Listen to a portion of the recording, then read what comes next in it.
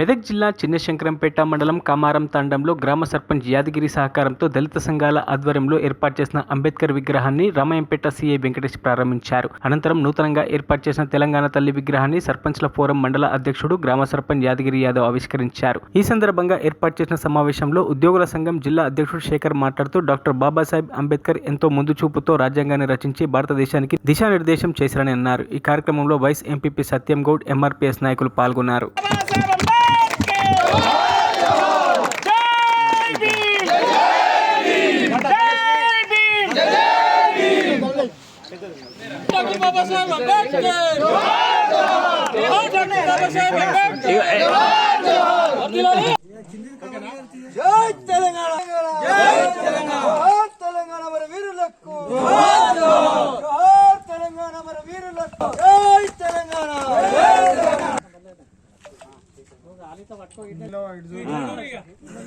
జోహార్ తెలంగాణ అమరవీరులకు, జోహార్ తెలంగాణ అమరవీరులకు.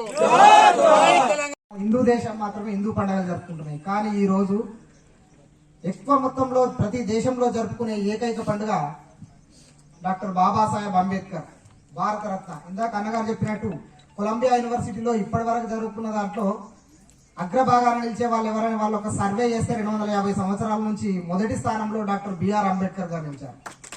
అంత గొప్పవాడు.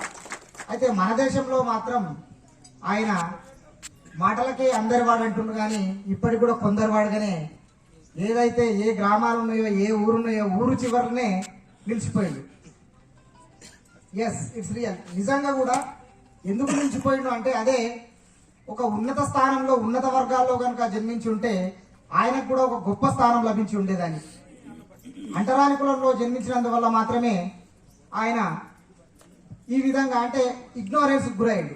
మరి నిజంగా ఆయన చేసింది ఏంటిది, అసలు ఎందుకు చేయాల్సి వచ్చింది, మరి మనం ఎందుకు గుర్తిస్తలేమంటే మనందరికీ తెలుసు, మన భారత రాజ్యాంగ పిత భారత రాజ్యాంగాన్ని రాసినాడు. అసలు రాజ్యాంగం రాయడానికి దారితీసిన పరిస్థితులు ఏంటిదో మనందరం ఒకసారి గమనించాలి. ఎప్పుడైతే 1920లో సైమన్ కమిషన్ భారతదేశంలో ఉన్న సామాజిక పరిస్థితులు, ఆర్థిక పరిస్థితులు భారతదేశంలో ఉన్నాయి, అక్కడ ఉన్నదాన్ని మేము భారత ప్రభుత్వ చట్టం ద్వారా అమలు చేసే చట్టాలన్నీ సక్రమంగా అమలవుతున్నాయా, భారత పౌరులకు అందుతున్నాయా, నిమ్న జాతి వర్గాల యొక్క భాగస్వామ్యం ఏ విధంగా ఉందని చెప్తే ఈ దేశంలో ఉన్న అనేక మంది మనం సైమన్ గో బ్యాక్ ఉద్యమం చేసినాం.